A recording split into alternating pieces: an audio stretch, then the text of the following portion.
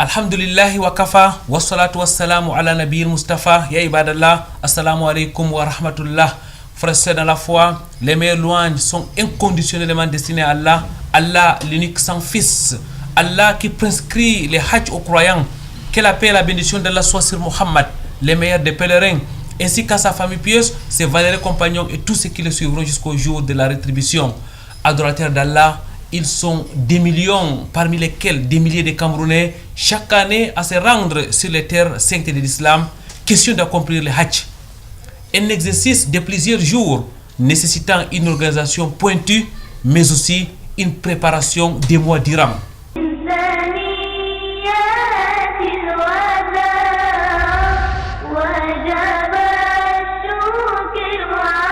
Très chers téléspectateurs, mesdames, mademoiselles, messieurs, bienvenue sur ce plateau spécial des victimes de l'islam. Et vous l'avez remarqué, nous débutons une nouvelle série d'émissions sur les hajj. Grand dossier vers le hajj 2019.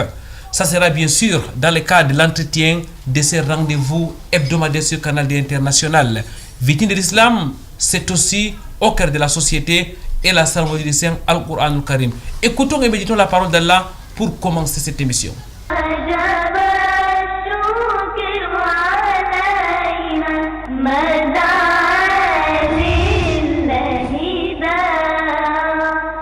أعوذ بالله من الشيطان الرجيم. الحج أشهر معلومات فمن فرض فيهن الحج فلا رفث ولا فسوق ولا جدال في الحج وما تفعلوا من خير يعلمه الله وتزودوا فإن خير الزاد التقوى واتقون يا أولي الألباب. ليس عليكم جناح أن تبتغوا فضلا من ربكم فإذا أفضتم من عرفات فاذكروا الله عند المشعر الحرام واذكروه كما هداكم وإن كنتم من قبله لمن الضالين. ثم أفيضوا من حيث أفاض الناس واستغفروا الله إن الله غفور رحيم. فإذا قضيتم مناسككم فاذكروا الله كذكركم آباءكم أو أشد ذكرا. فمن الناس من يقول ربنا آتنا في الدنيا وما له في الآخرة من خلاق. وجب الشكر علينا مدى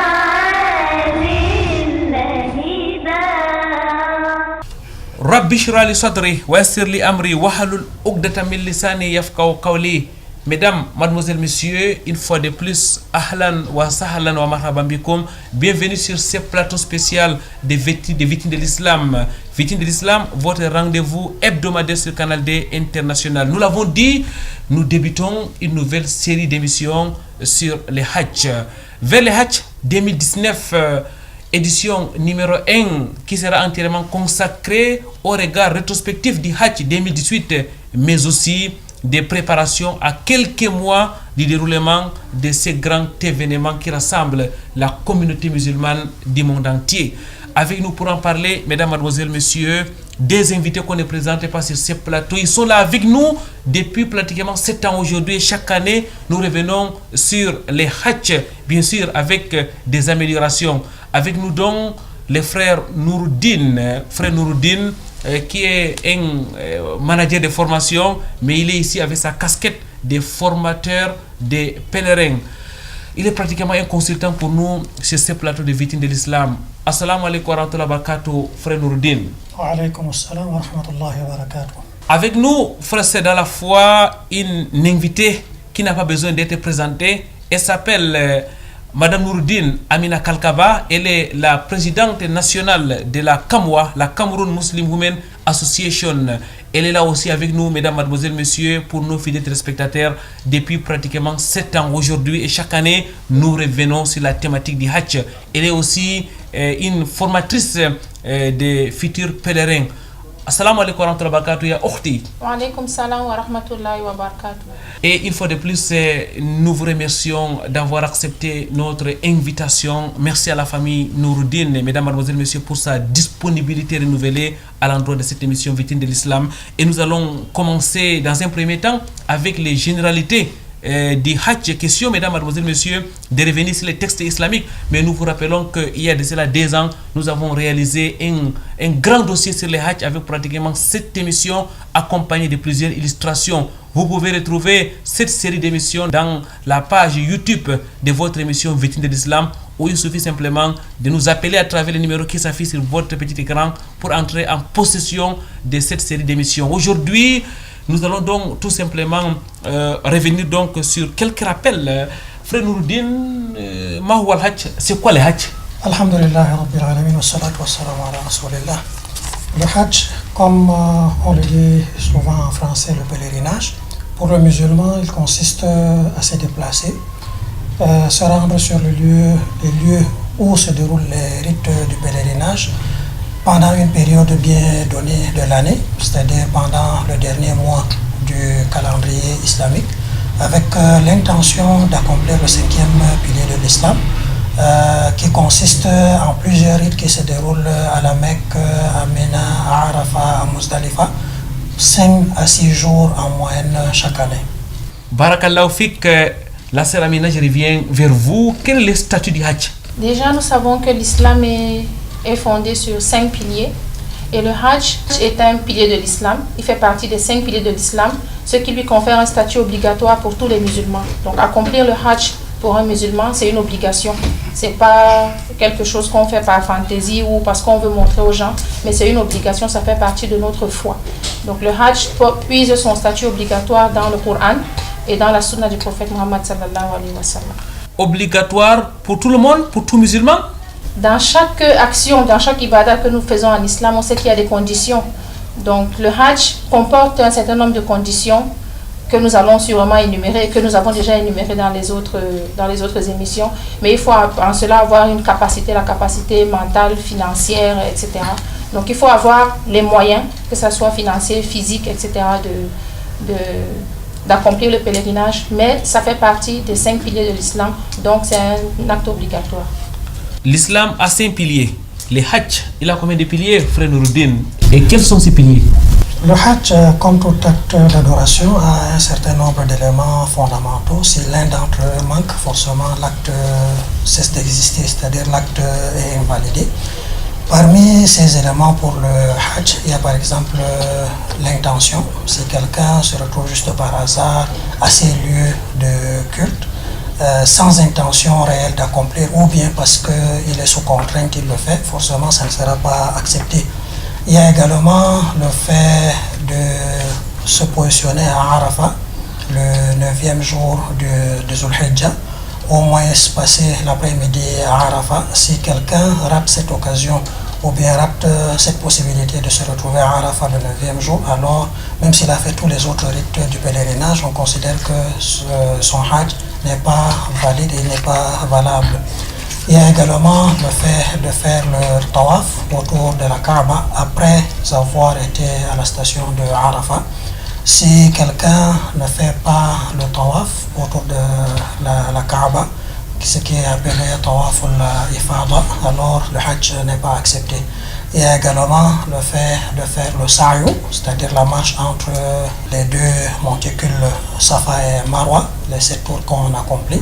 Si quelqu'un rate également cet acte, alors le Hajj n'est pas valable. Donc ce sont ces 5 piliers qui sont obligatoires. Le fait de rentrer en état de sacralisation, c'est-à-dire avoir l'intention de faire le pèlerinage, le fait de se retrouver à Arafat dans l'après-midi du 9 Zul Hijjah, le fait de pratiquer le tawaf autour de la Kaaba ainsi que le sa'yu, c'est-à-dire la marche entre Safa et Marwa. Quels sont les mérites du Hajj? Je vous pose la question, la sœur Amina. Oui, je me permets de commencer par le mérite pour les femmes. Le prophète sallallahu alayhi wa sallam a donné des mérites de ceux qui accomplissent le djihad. Et Aïcha radiallahu anha lui a demandé pourquoi les femmes ne feraient pas le djihad, parce qu'elles veulent avoir également des mérites liés au djihad. Et le prophète sallallahu alayhi wa sallam a dit, le djihad pour la femme c'est le hajj, c'est le pèlerinage. Donc en ayant accompli un pèlerinage correctement réalisé, on a la récompense de quelqu'un qui a fait le djihad.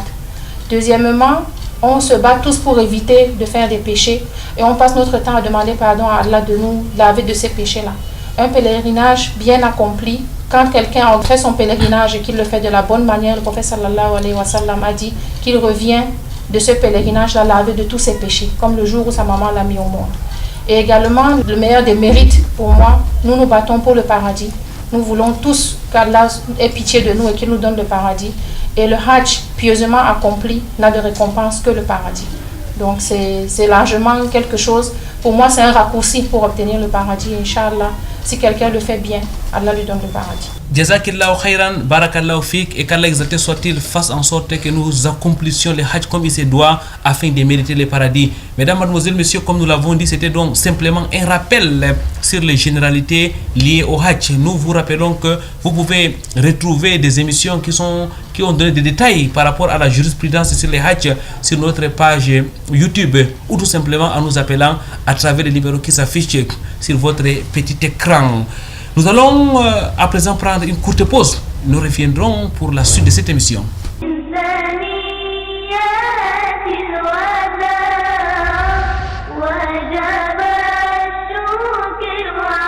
Retour sur ce plateau de victimes de l'islam, mesdames, mademoiselles, messieurs, nous sommes en train de parcourir donc les chemins vers le Hajj 2019. C'est donc la première émission de cette série qui va donc continuer jusqu'au jour J, jusqu'au moment du Hajj 2019. Nous avons donc dans la première partie de cette émission parlé des généralités sur le Hajj, nous l'avons défini, nous avons évoqué les piliers et nous sommes sortis par les mérites. Nous allons à présent jeter un regard rétrospectif sur le Hajj 2018 et par la grâce d'Allah exalté soit-il, mesdames, mademoiselles, messieurs, la famille Nouruddin a accompli le Hajj 2018. Frère Nouruddin, vous étiez parmi les milliers de Camerounais qui ont séjourné en 2018 sur les terres saintes de l'islam. Walillahi alhamd. On va donc revenir pour essayer un peu d'évoquer les petits manquements, de dire ce qui a marché afin que cela soit un exemple pour le Hajj 2019. Frère Nouruddin, on va commencer d'abord par le départ ici au Cameroun. Comment les choses se sont déroulées, vous en tant qu'observateur, lorsque vous regardez que ce soit les préparatifs, que ce soit la sortie de notre pays pour la Médine, parce qu'on commence toujours par la Médine. Quel regard jetez-vous sur ces points-là? Alhamdulillah, je dirais que le Hajj 2018 a été très marquant, comme d'ailleurs tous les autres Hajj, mais particulièrement sur ce point du départ du Cameroun. Il faut déjà noter qu'il y a eu une certaine amélioration. Aujourd'hui, on se retrouve avec beaucoup plus de pèlerins qui apprennent les rites du pèlerinage avant d'y aller, comparé à il y a de cela quelques années, ce qui fait que les gens sont quand même un peu plus outillés, les gens sont plus... les gens savent un peu ce qui les attend et ce qu'ils partent faire. Donc ça, c'est pour moi un point positif.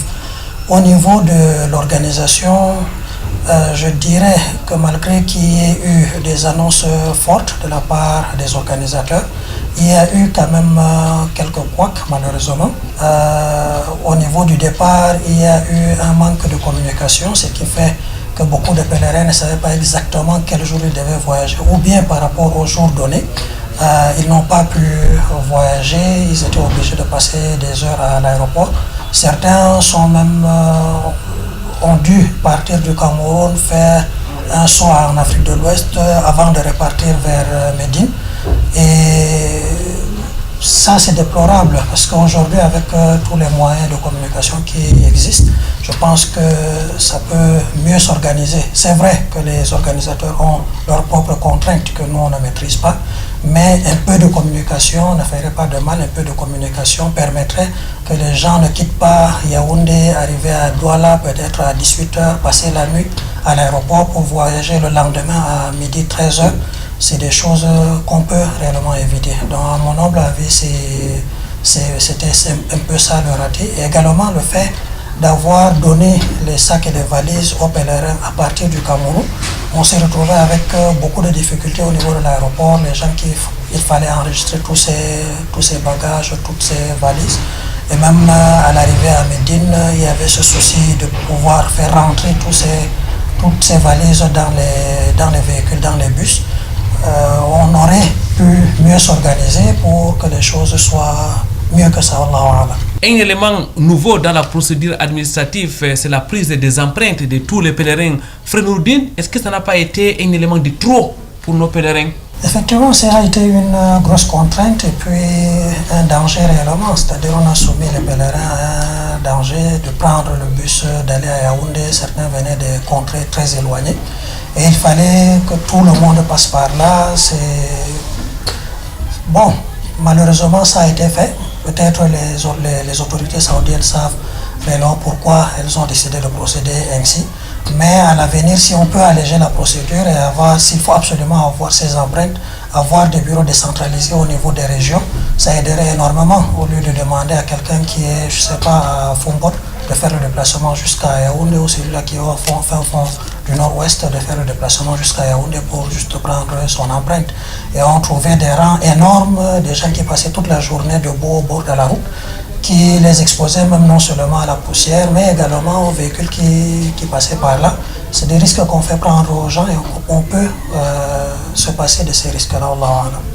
La Séramina, ça n'a pas été facile pour les pèlerins dans le cadre du départ du Cameroun vers la Médine et même pour prendre les empreintes, comme l'a évoqué le frère Noureddine. Est-ce que vous partagez ces regards? Oui, je voudrais d'abord revenir sur les préparatifs en eux-mêmes. Déjà, il y avait une pénurie de vaccins. Généralement, le pèlerin, c'est quelqu'un de stressé. Quelqu'un qui s'engage pour le pèlerinage et qui a déjà versé son argent, il est prêt à écouter tout ce qui va lui faciliter son voyage. Donc, c'est quelqu'un qui est déjà un peu stressé. Et quand on dit faites des vaccins et que les vaccins ne sont pas disponibles, il a l'impression que c'est un élément qui va l'empêcher de voyager. Donc ça, je ne sais pas pourquoi. Généralement, il y a les vaccins qui manquent, mais c'est un problème sérieux. Donc si on peut déjà... je sais pas, c'est quelque chose qui est prévu à l'avance. C'est pas comme si on se levait un matin, on décide de voyager pour le Hajj. Mais dès aujourd'hui, on sait déjà que les pèlerins vont voyager. Et je pense que dans la commission de Hajj, il y a le ministère de la Santé et tous les ministères qui sont liés dans ce processus-là. Donc c'est peut-être mieux de prévoir déjà, puisqu'on a déjà des quotas. Les quotas sont arrêtés. Donc ce problème de vaccin, c'est un problème qui a beaucoup gêné les pèlerins. Pour les empreintes également, ce n'était pas facile. Parce que j'ai l'impression que même certains convoyeurs n'étaient pas au courant de comment les choses fonctionnent. Il y avait des gens qui étaient à l'extérieur, qui ont voyagé toute la nuit, qui venaient de l'Est, etc., qui attendent mais qui ne savent pas comment les choses vont se passer. Le bureau est d'abord exigu, il faut prendre un rendez-vous. Beaucoup ne savent pas comment il faut faire pour prendre le rendez-vous. Donc je me dis quand même que c'était la première année et que peut-être les années d'après, ça va se régler, quoi, qu'il y aura d'autres points pour mettre ces empreintes-là. Également, les valises. Pour les valises, je rejoins exactement ce que nous disait. Les valises... Mais attends, c'était quand même un cadeau. C'est un cadeau, vraiment, c'est un très bon cadeau. C'est un très bon cadeau et je profite de l'occasion pour remercier le chef de l'État, je n'avais pas eu l'occasion de le faire. C'est un très bon cadeau, ça nous a allégé de devoir acheter d'autres valises là-bas, etc. Mais la distribution, à mon avis, aurait été mieux gérée si on avait remis les valises aux pèlerins sur place à Médine, peut-être à l'arrivée. Parce qu'à partir d'ici, lors des formations que nous faisons, nous insistons pour que les pèlerins ne prennent que le minimum. Parce que tout ça, ce sont des encombrements. On va faire les courses, on va acheter tout ce qu'on a besoin après le Hajj pour se concentrer sur ce qui nous a amenés. À partir du moment où on part d'ici avec 3 valises, c'est déjà compliqué à porter. Et en plus de ça, la gestion de ces valises dans les chambres, dans les bus, etc., c'était vraiment difficile à gérer. Donc je pense que s'il y a une possibilité d'offrir ces valises-là à l'arrivée, ce serait vraiment plus simple à gérer. Shukran lak ya outi, barakallahu fi, jazakillahu khairan. Frère Noureddine, je rappelle que vous êtes un formateur, en tout cas l'un des formateurs de pèlerins ici au Cameroun. Ça fait des années que vous formez les futurs pèlerins et par la grâce d'Allah, vous étiez sur les lieux saints de l'islam cette année. On va à présent aller à Médine, on va aller à la Mecque et nous allons essayer de jeter un regard sur l'hébergement. Comment a été l'hébergement cette année? Est-ce que les pèlerins ont trouvé leur compte? Alhamdulillah, on dirait que pour la partie hébergement, il y a eu une nette amélioration. Parce que surtout au niveau de la Mecque, c'est de nouveaux bâtiments, même si ce ne sont pas de nouveaux bâtiments, c'est des bâtiments qui ont été rénovés. Ce qui fait qu'il y avait assez de facilité pour tout le monde. Mais quand on va plus loin, quand on va par exemple à Mina, malheureusement l'hébergement n'était pas suffisant pour tout le monde. Il y avait des gens qui n'avaient pas de matelas. On était obligé par exemple pour certains de partager 2 matelas pour 3 ou pour 4 personnes. Ce qui fait que c'était difficile. Et ça, avant de partir, les gens savaient exactement combien de Camerounais devaient partir en pèlerinage. Je ne sais pas ce qui se passe entre la commission et l'organisateur, c'est-à-dire le ministère saoudien du Hajj, mais les choses peuvent être mieux gérées pour celui-là qui a payé pour tous ses services. Il a certainement payé également pour le matelas sur lequel il doit se coucher à Mina. C'est difficile de comprendre qu'arrivé sur place, il n'y ait pas suffisamment de place pour tout le monde. Donc, au niveau de la Mecque et au niveau de Médine, il y avait suffisamment d'hébergement. Mais même là, il y avait un problème d'organisation. Ce qui fait, par exemple, arrivé à Médine, il y a des gens qui ont passé la nuit dehors. C'est-à-dire qu'ils n'avaient pas de chambre. Il a fallu attendre le lendemain pour qu'on leur trouve des chambres. Et ça, on sait exactement comment les vols sont planifiés. On sait qui arrive quand. C'est absurde d'arriver et de trouver qu'il n'y a pas assez de place, assez de lits dans les chambres pour tous les pèlerins. Et pourtant, le lendemain, on arrive quand même à dénicher 1 ou 2 chambres pour les pèlerins. Donc, un problème organisationnel qui peut être mieux géré à mon avis. Il est véritablement important de relever tous ces manquements, frère Nouroudine. La sœur Amina, je me retourne de votre côté. Je rappelle aussi que vous formez les pèlerins chaque année. Vous étiez là lors de séances de formation. D'ailleurs, Victime de l'Islam était sur le terrain. Nous avons fait un reportage et ensuite, vous avez accompagné cette fois-ci vos élèves pour les lieux saints de l'Islam. Walillahi alhamd. Au-delà de l'hébergement, il y a d'autres points essentiels, la nutrition et la santé. Pour vous, pour le Hajj 2018, est-ce que les pèlerins ont été bien nourris? Je dirais qu'il y a des efforts qui sont faits, mais toujours ce petit problème d'organisation. On a l'impression que soit il n'y a pas suffisamment de personnes pour bien organiser les choses, soit les choses sont bâclées. À un moment donné, personne n'est responsable de ce qui se passe. Bâclées à la camerounaise? Déjà, à Médine, on était au courant qu'il y a les repas. Mais comment les repas sont distribués, c'était vraiment problématique. C'est-à-dire, les repas ne sont pas distribués d'une manière qui fait honneur même aux gens qui vont recevoir ces repas-là. Donc les repas arrivent, ils sont disposés dans une espèce de four, ou je ne sais pas comment on appelle ça, à l'extérieur. Et personne n'est au courant. Personnellement, personne ne m'a dit, même le convoyeur, l'encadreur avec qui je suis allée, ne m'a pas dit le repas se trouve à tel endroit et voilà comment vous allez faire. Donc il y a un gros souci de communication où ils ne sont pas au courant, ou eux-mêmes ça les dépasse, je ne sais pas comment dire ça, mais toujours est-il que les pèlerins sont un peu abandonnés à eux-mêmes. L'information ne circule pas. Il y a des problèmes de communication. Voilà, le frère Nouroudine a relevé ça d'abord déjà au Cameroun, des problèmes de communication. Donc ça continue jusqu'à Médine. Exactement, les repas sont disponibles, mais on ne sait pas forcément comment ça se passe.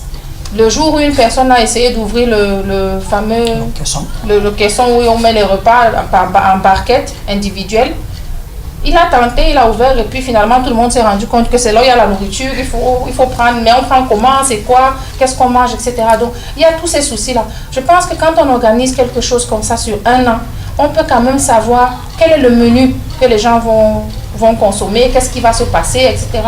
Je veux dire, c'est un service qu'on paye, même si on ne paye pas beaucoup. C'est quand même un service qu'on paye. On mérite quand même que les choses de manière assez correcte. À la Mecque, c'était un peu mieux organisé, mais toujours est-il que c'était à un seul point où les hommes et les femmes se mélangent. À un moment donné, les gens se disputent pour prendre tel plat et pas tel plat, etc. C'était un peu le désordre en fait. Donc je me dis que si on réussit à faire des banquettes individuelles pour les gens, ce n'est pas la façon de distribuer qui doit quand même nous dépasser. Donc il y a ça, et puis il y a aussi les pèlerins eux-mêmes. C'est des gens qui ne sont pas très patients. On ne va pas tout rejeter sur les organisateurs, mais même les pèlerins eux-mêmes, c'est des gens qui ne sont pas très patients et qui ne sont pas très organisés non plus. C'est-à-dire quand on arrive, on peut se mettre en rang pour que chacun prenne son repas dans un certain ordre, Mais non, c'est tout le monde qui bouscule pour monter dans les ascenseurs, c'est tout le monde qui bouscule pour avoir son assiette. On a l'impression que finalement, ce n'est pas les responsables avec lesquels on est parti, mais c'est juste des individus comme ça qui ont besoin d'un repas et qui se battent un peu. Donc je pense qu'on a un gros problème organisationnel et tout ça, à mon avis, peut être géré à partir d'ici. On avait déjà déposé des rapports de tous nos séminaires, parce qu'il faut dire que c'est depuis 2008 que nous formons les pèlerins. Nous avons déposé chaque année des rapports à la Commission nationale de Hajj pour essayer d'organiser au maximum les pèlerins ici avant de partir. C'est-à-dire leur donner le minimum de comment les choses vont se dérouler pour que chacun sache comment se comporter. Une sorte de code du pèlerin camerounais, pour savoir qu'est-ce que je dois faire à tel endroit, etc. Donc, je pense que c'est important de remettre ça sur la table. La sœur Amina, il y a de cela 1 an ou 2 ans, nous avions eu les responsables de la Commission nationale du Hajj. Ils nous ont dit que leur problème, c'est de faire voyager les Camerounais. Ce qui se passe là-bas sur le terrain, il appartient à la communauté musulmane de s'organiser. Est-ce que ce n'est pas à nous de prendre notre responsabilité pour former nos pèlerins? C'est ce qu'on essaye de faire, mais il faut dire qu'on se heurte toujours à l'autorité. On a une autorité qui est censée organiser le pèlerinage au Cameroun. On se réfère toujours à cette autorité-là. Et même si leur travail, ce n'est que de faire voyager les gens, on est des ambassadeurs du pays. C'est-à-dire que si on se comporte mal et qu'on fait des choses qui ne sont pas correctes, c'est notre pays qui en pâtit, c'est leur mission qui en pâtit. Et ça compte dans leur rapport à eux. Donc je pense qu'on doit s'associer pour faire les choses, mais on ne peut pas, nous en tant qu'association, gérer tout ce qui concerne le pèlerinage au Cameroun. C'est la Commission nationale de Hajj, à mon avis, qui est censée fédérer tous ces efforts-là et mettre vraiment les choses en place pour qu'on ait un Hajj réussi, aussi bien sur le plan organisationnel que même sur le plan des rites. Je dirais que, on m'a déjà dit que le Cameroun est un pays laïque. Moi, je veux bien organiser tout ce qui concerne les rites, etc. Mais au moins sur le plan organisationnel, sur le plan de pratique des choses, que la Commission nationale de Hajj fasse plus d'efforts. Il y avait des séminaires qui étaient organisés sur comment les choses vont se dérouler. Mais même ces séminaires, pour moi, avaient des limites. Je ne sais pas si cette année, l'année dernière, ils l'ont fait. Ces séminaires avaient des limites parce que les personnes qui bénéficiaient de ces séminaires étaient sélectionnées. C'était des convoyeurs, c'était des encadreurs, c'était des chefs. Mais une sensibilisation de masse, à mon avis, est importante pour que les gens sachent comment se comporter quand on parle du Cameroun. La sœur Amina vous le dit si bien, il faut une fédération des efforts de tous les acteurs dans le cadre du pèlerinage. La Commission nationale du Hajj doit donc prendre en compte ceux qui forment les pèlerins, les associations qui interviennent, ainsi que les communicateurs, les journalistes qui font la couverture médiatique, mais qui ne sont jamais sur le terrain. La sœur Amina, Frère Nouroudine, au-delà de ces aspects purement matériels, je voudrais qu'on entre maintenant dans les rythmes du pèlerinage. Lorsque vous observez ce qui s'est passé en l'an 2018 sur les terres saintes de l'islam, surtout pendant les 8e, les 9e, les 10e, les 11e, les 12e jours et dans la moindre mesure les 13e jours, est-ce que les pèlerins ont respecté scrupuleusement les textes islamiques en ce qui concerne l'accomplissement du Hajj? Quant à savoir si les pèlerins ont respecté les rites, c'est difficile de répondre par l'affirmative pour dire que oui, les pèlerins ont respecté ou bien non, les pèlerins n'ont pas respecté. C'est un élément purement individuel, c'est-à-dire chacun est censé maîtriser les rites à son niveau. Tu veux dire à vue d'œil? À vue d'œil, on dirait qu'il y a eu quand même beaucoup d'améliorations, il y a eu beaucoup de progrès comparé aux années antérieures. Les gens savent mieux ce qu'ils sont censés faire sur le site. Il y a beaucoup plus de rappels quand on arrive à Médine ou bien à la Mecque pour dire aux gens voilà ce qui nous a amené, voilà comment on va procéder, ainsi de suite. Mais il y avait quand même plus d'informations.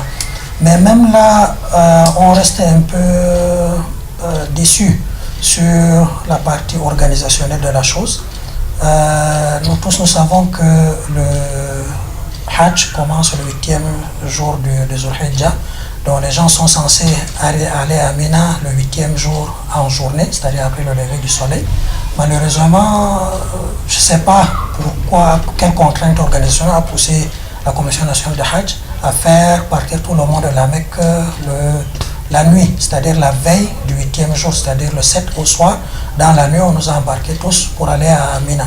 Ce qui fait que certains se sont sacralisés à partir de la Mecque pour aller à Mina. Pourtant, il fallait attendre le 8e jour après le lever du soleil. D'autres ne sont pas du tout sacralisés, c'est-à-dire ils sont allés à Mina sans savoir qu'est-ce qu'il faut faire concrètement. Et les encadrer dans tout ça, est-ce qu'ils n'ont pas orienté les pèlerins par rapport aux dispositions à prendre? Il y a quand même les fatwas qui existent sur le Hajj. J'ai l'impression que même les encadreurs sont totalement à côté de la plaque, c'est-à-dire ils ne savent pas exactement ce qui est demandé, qu'est-ce qu'il faut faire. Il y a ce déficit de communication qui se pose. Même s'ils savent, ils n'ont pas dit, en tout cas beaucoup n'ont pas dit à leurs pèlerins, voilà comment procéder. La même chose s'est répétée quand on est arrivé à Mina, au lieu d'attendre le 9 Zulhijjah, dans la matinée partir à Arafat, on a encore embarqué tous les pèlerins dans la nuit, c'est-à-dire le 8 dans la nuit pour les amener à Mina, où les gens sont allés dormir, attendre le petit matin, attendre encore jusqu'à dans l'après-midi pour commencer les rites du Hajj. C'est un problème au niveau de l'organisation. Peut-être ils ont leur raison, peut-être avec les autorités saoudiennes, vu l'affluence, vu ceci, vu cela, il y a peut-être des contraintes. Mais ce qu'on dit, c'est que même s'il y a ces contraintes, qu'on dise clairement aux gens, voilà la situation, voilà comment procéder. Comme ça, on évite quand même à certains qui ont payé cette, comment dirais-je, ces services. Oui, qui ont payé même plus de 2 millions à aller sans faire le Hajj. Parce que quelqu'un qui n'est pas entré en état de sacralisation, tout ce qu'il a fait après ne compte pas. Donc c'est un sérieux problème. C'est la responsabilité de qui? Est-ce que c'est la responsabilité des encadreurs? Est-ce la responsabilité de la Commission nationale de Hajj? Est-ce la responsabilité des pèlerins qui doivent savoir avant de partir si telle situation arrive, voilà comment on gère? Mais je trouve qu'à ce niveau, il y a des choses à corriger et c'est pour tout le monde, quoi. La sœur Amina, et avec vous, on va jeter un regard sur les pèlerines dans le cadre de l'accomplissement des rites du Hajj. Comment est-ce que ça s'est passé, vous, en tant qu'observatrice, en tant que formatrice? Est-ce que vous êtes satisfaite de ce que vous avez vu sur le terrain? Bon, d'une manière générale, je dirais que les choses se sont bien passées pour les femmes autour de moi. On a formé les femmes sur les détails de comment les choses se passent quand on est en période de menstrues, sur les particularités de ce qui concerne la femme lors du pèlerinage. Et autour de moi, alhamdoulilah, je pense qu'elles ont bien compris les choses. Maintenant, on a eu des difficultés, comme mentionné tout à l'heure, sur les départs. Est-ce qu'il faut prendre sa sacralisation dans la nuit? Est-ce qu'il faut prendre ça le matin, etc. C'était un peu la difficulté. On a essayé de rattraper. Et je tiens à préciser quand même qu'il y a vraiment quelque chose à faire. Je ne sais pas si tout ce qu'on est en train de dire aujourd'hui ici va porter des fruits, va changer quelque chose. Mais je pense qu'il faut que les gens prennent leurs responsabilités. Les pèlerins ont leurs responsabilités. La Commission nationale de Hajj a sa responsabilité. Et la société civile, les encadreurs, les associations, etc. ont leurs responsabilités. Pour qu'au moins quelqu'un qui s'engage pour le pèlerinage ne rentre pas bredouille. C'est la moindre des choses. Donc, faire les choses au maximum pour que les choses se passent bien. On était dans les lieux saints, on était à des périodes bien précises, mais ce manque de communication, c'est-à-dire on a l'impression que l'objectif, c'est juste de se retrouver là-bas et de rentrer. C'est pas forcément de faire les choses correctement. Donc là, c'est un gros souci. Et beaucoup de femmes avaient des problèmes, particulièrement dans notre petit groupe. Il n'y avait pas suffisamment de matelas. Et là, je vais dire quelque chose qui me ressemble assez. Allez-y, je allez-y. me suis rendu compte, quand on est arrivé à Mina à 4 h du matin, il y a un monsieur qui est rentré dans notre tente pour récupérer 3 ou 4 matelas. Je trouve que c'est parce que peut-être on était des femmes et ils se disaient qu'on ne peut pas se défendre, mais on ne l'a pas laissé faire. Déjà, il n'y a pas suffisamment de matelas. Et il y a des gens qui sont très intelligents qui se disent, bon, comme ici, là, c'est un peu calme, je vais passer prendre les matelas là-bas. Il faut qu'on soit responsable, sincèrement. Mais la sœur Amina, c'était la jungle. C'était pire que la jungle, à mon avis. C'est-à-dire qu'on a l'impression qu'on n'est pas parti avec les responsables qu'on connaît ici. Arrivé là-bas, c'est tout le monde qui est devenu... On dit ça, nafsi généralement. Donc, on a l'impression que les gens ne sont plus très conscients de leur place. Donc, il y avait un problème aussi que les femmes ont rencontré, des intrusions dans les tentes. Les tentes, c'est pour les femmes à part, les hommes à part. Mais il y a le cousin ou l'oncle ou le père ou de tel qui va rentrer dans la tente où il y a les femmes sans considérer qu'il y a d'autres femmes à l'intérieur. Ça aussi, c'est un problème que les femmes ont rencontré. Des fois, on n'est pas totalement couverte comme il le faut. Et c'est vraiment difficile à gérer. Quand on explique à la personne, il nous dit, ah, vous dérangez. Qu'est-ce que vous voulez? Donc, c'est un peu difficile. Cet environnement, c'est pas vraiment facile quoi, pour les femmes. Mais dans le cadre général, les femmes avec qui on était, on a quand même réussi à faire le maximum pour que les choses se passent bien. on restait bouche bée, la sœur Amina, lorsqu'on vous écoute. C'est incroyable, frère Nouroudine. Nous sommes bien sûr au Cameroun. Il y a une commission nationale du Hajj qui a l'expérience de plusieurs années. Nous avons des oulémas ici, des gens qui ont fait les grandes universités capables d'encadrer les pèlerins. Mais malheureusement, on paye très cher, on va sur les lieux saints et on rentre avec pratiquement zéro. C'est ça un commentaire, ça?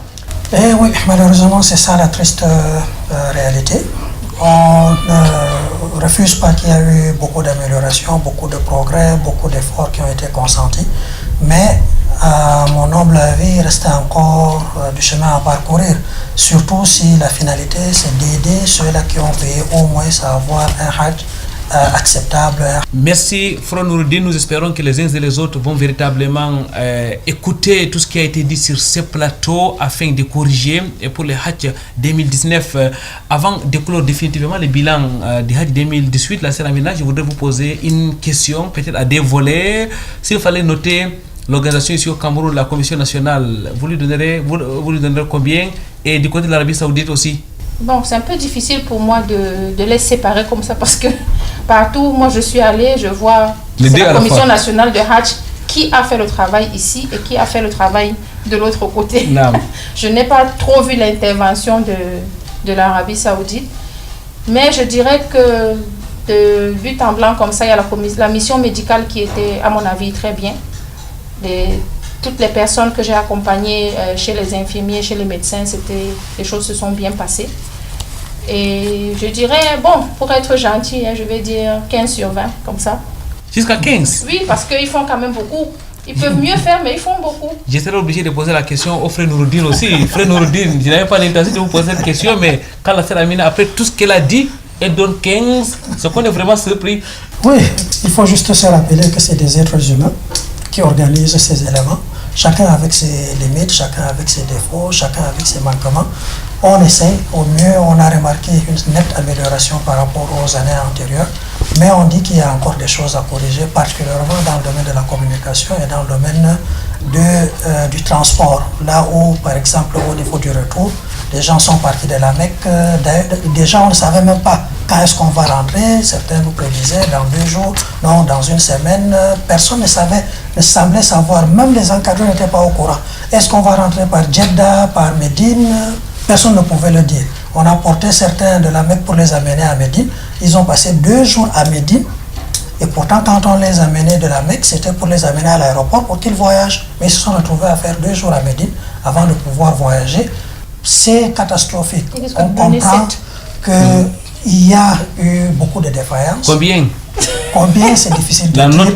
Combien c'est difficile de dire. Mais il y a des choses à vous donnez 15 aussi. On comprend que les frères Nouroudine refusent de noter, mesdames, mademoiselles, messieurs. On va peut-être se suffire avec ce que la sœur Amina a dit. 15 sur 20. Peut-être que la sœur Amina a noté parce qu'il y a aussi des bagages qui ont été donnés gratuitement par le chef de l'État. Il y a eu quand même la réduction des coûts, une partie qui a été supportée. J'aimerais noter aussi les pèlerins et les encadreurs. Allez-y. Oui, parce que c'est important. Il ne faut pas faire comme si c'est la commission nationale qui fait tout. Mais vous faites la différence entre la commission et les encadreurs, c'est pas la même chose, la sœur Amina? Non, c'est pas la même chose. Leur travail n'est pas pareil. Qui nomme les encadreurs? Ce sont des agréments. On dépose un dossier d'agrément pour pouvoir notez Les encadreurs, je vais leur donner même 9 comme ça. Non, la sous-moyenne. Et les pèlerins? Les pèlerins risquent d'avoir 11. 15 pour la commission nationale du Hajj et même l'organisation saoudienne. C'est blanc, bonnet blanc. 9 pour les encadreurs, mais 11 pour les pèlerins. On va prendre une courte pause, mesdames, mademoiselles, messieurs, et nous reviendrons cette fois-ci pour parler des perspectives du Hajj 2019.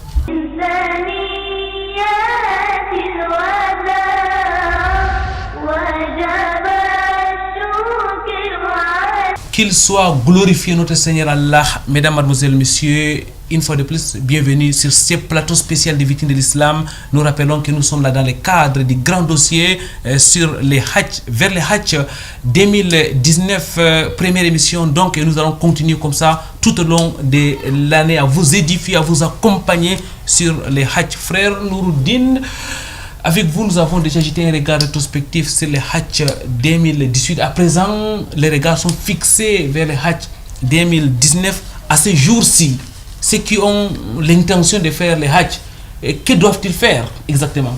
Ce qu'ils doivent faire, c'est d'abord de comprendre en premier lieu la signification du Hajj. Si je vais au Hajj, c'est pour quel motif? Quelle est la motivation derrière ça? Quel est le but recherché? Quel est l'objectif à atteindre? Si on réussit à répondre à cette question, Inch'Allah, on peut mieux préparer son Hajj. Il faut se dire que le Hajj Mabrour, c'est-à-dire le Hajj qui est accepté, il n'est accepté que s'il est fait uniquement pour Allah subhanahu wa ta'ala, s'il est fait en ligne avec les enseignements du prophète sallam et s'il est fait également sans commettre de péché. Donc dès aujourd'hui, si j'ai l'intention de faire le Hajj, je dois apprendre ce qu'est le Hajj, comment est-ce que le prophète sallam a accompli le Hajj pour que moi aussi je puisse accomplir le Hajj pour qu'il soit accepté. Deuxièmement, je dois également m'apprêter financièrement, c'est-à-dire on sait aujourd'hui que minimum c'est dans les 2 millions, au moins pouvoir sécuriser ces 2 millions et que ce soit 2 millions qui sont licites, parce qu'Allah lui il est bon, il n'accepte que ce qui est bon, il est pur, il n'accepte que ce qui est pur. Donc si j'ai l'intention d'aller au Hajj, vraiment même si j'avais pris l'argent de la corruption à gauche, à droite, si j'ai détourné les fonds, que je comprenne qu'avec cet argent je ne peux pas faire le Hajj et qu'il soit accepté. Il faut que je trouve des moyens licites pour mettre au service de Hajj pour qu'il soit accepté.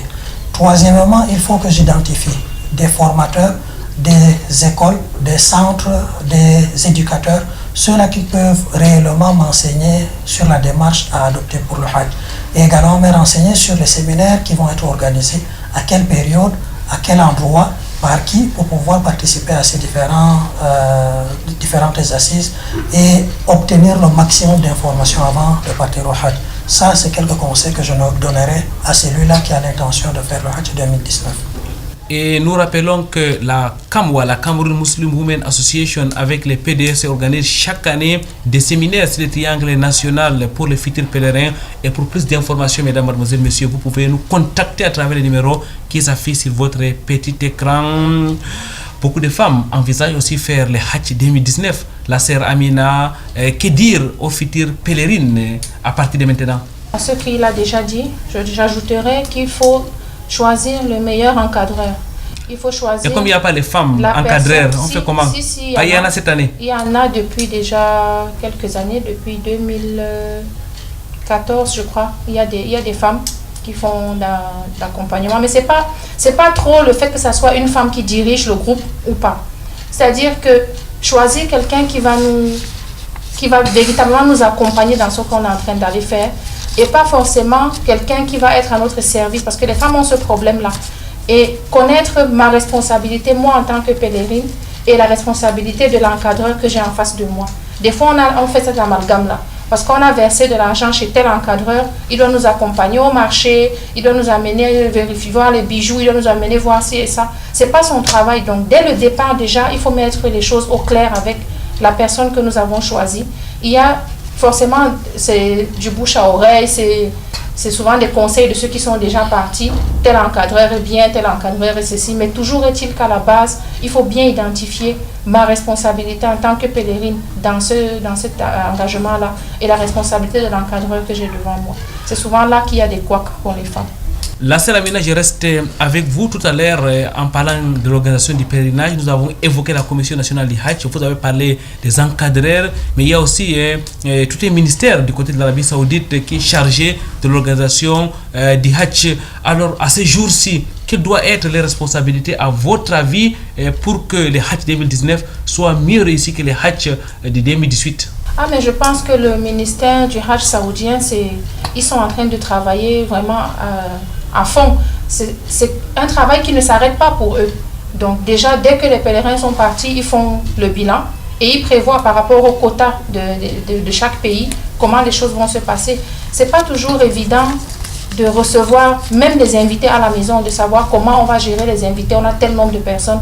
C'est pas toujours évident, mais pour eux, je pense qu'ils font le maximum par rapport à l'environnement qu'ils ont, au point où des fois, ils interdisent même aux résidents de Makka de faire le pèlerinage pendant que les étrangers viennent. Donc, c'est un peu difficile comme ça de dire qu'est-ce qu'ils sont en train de faire, mais c'est une équipe qui travaille constamment, tous les jours, de jour comme de nuit. Je veux dire, peut-être au niveau des quotas qui vont décider, qui vont faire ci, qui vont faire ça. Alors, revenons au Cameroun donc. Ils ne fonctionnent pas forcément avec les particularités de chaque pays, mais ils font leur maximum. Au Cameroun, je suppose que la Commission nationale de Hajj est déjà en train de travailler également, mais on a souvent un délai très court pour les pèlerins qui veulent s'engager. Par précaution, comme ça, on dit aux pèlerins de prévoir le même montant que l'année dernière. Généralement, il y a des gens qui demandent, mais ça fait déjà combien de mois que le Hajj est passé? Il y a beaucoup de gens qui veulent s'engager. Donc, qu'est-ce qu'ils font? Généralement, le délai est très court.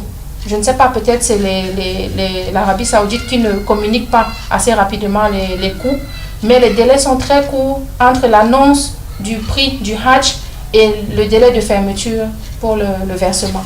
Barakallahu Fik, la sœur Amina, je vous repose la même question, frère Nouroudine. Beaucoup des acteurs étrangers, lorsqu'on parle de l'organisation du pèlerinage, c'est quand même des millions de personnes qui quittent de par le monde pour l'Arabie Saoudite, que ce soit ici au Cameroun ou bien en Arabie Saoudite.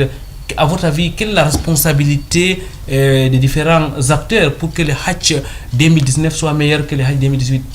Je dirais leur première responsabilité, c'est de considérer le pèlerin comme leur point focal, leur point le plus important. Qu'est-ce que je dois faire pour que le pèlerin puisse réussir son Hajj? C'est vrai que leur responsabilité, il y a limitation de responsabilité. Il y a par exemple tel ne fait pas partie de ma responsabilité, et ainsi de suite. Mais par rapport à leur responsabilité, c'est déjà de faire le bilan de 2018. Pourquoi pas aller vers les pèlerins pour recueillir leurs avis? Qu'est-ce qui a marché, qu'est-ce qui n'a pas marché? Aujourd'hui, nous, on dit ce qu'on a pensé n'a pas marché. Peut-être qu'il y a d'autres qui ont d'autres idées. On n'a pas vu ce genre d'initiative, même au niveau de la Mecque, au niveau de Médine, où la commission vient vers les pèlerins pour s'enquérir. Est-ce que vous avez aimé? Est-ce qu'il y a des manquements? Qu'est-ce qu'on peut corriger? Il y a sûrement des réunions aujourd'hui qui se passent où on fait le bilan de 2018, mais je pense qu'il y a tellement de choses à corriger que les gens qui sont dans la commission soient sincères en disant exactement les problèmes qu'ils ont rencontrés, surtout pour la partie transport. Si c'est parce qu'on a sélectionné tardivement le transporteur, qu'on le fasse plus tôt, mais au moins qu'on puisse gérer cet élément, qu'on sache avant on part quand, on rentre quand, avec des délais bien déterminés, et que tout le monde, et qu'on passe plus de communication, qu'on fasse plus de communication, au moins, même s'il y a des ratés, même s'il y a des trucs imprévus, qu'on dise aux pèlerins, voilà ce qui était prévu, mais voilà malheureusement la réalité, voilà comment est-ce qu'on compte gérer la situation, ça pourra mieux calmer les gens et réduire le stress. Barakallahu Fik, frère Nouroudine, qu'Allah vous récompense. Merci aussi à vous, très chers téléspectateurs, pour votre aimable attention. Nous n'allons pas prendre les mots de fin de nos deux invités, car ils seront nos invités dans les semaines à venir, Inch'Allah. Ça sera la suite de ces grands dossiers vers le Hajj 2019. Merci aussi à l'équipe technique qui s'est mobilisée pour cette production spéciale. Merci à Calvin Tekam, merci au frère Ousmane. Mais nous n'allons pas déroger à la règle. Nous allons vous laisser méditer sur ces versets du noble Coran. Allah exalté soit-il dit dans la sourate 2, Wa atimul hajja wal umrata lillah, et accomplissez pour l'amour d'Allah le Hajj et la Umrah. Nous vous rappelons que vous pouvez retrouver nos anciennes émissions sur les Hajj, sur la page YouTube de votre émission Vécu de l'Islam. Vous pouvez aussi nous appeler à travers les numéros qui s'affichent sur votre petit écran pour plus d'informations. Subhanakallahumma wa bihamdik, nashhadu an la ilaha illa anta, nastaghfiruka wa natubu ilayk. Wassalamu alaikum wa rahmatullahi wa barakatuh.